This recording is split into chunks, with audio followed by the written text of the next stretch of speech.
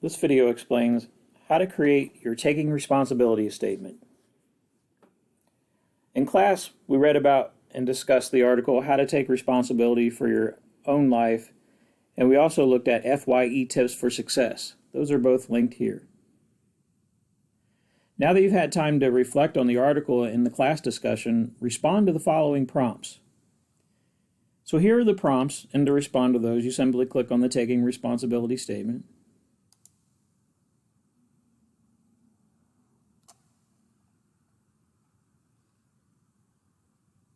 I suggest that you copy the questions before you create your thread. For your journal entry, it's acceptable to put your name,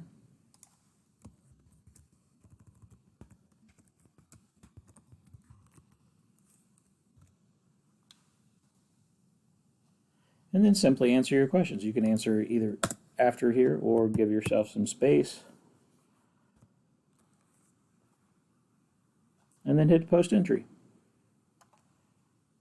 That is the Taking Responsibility assignment.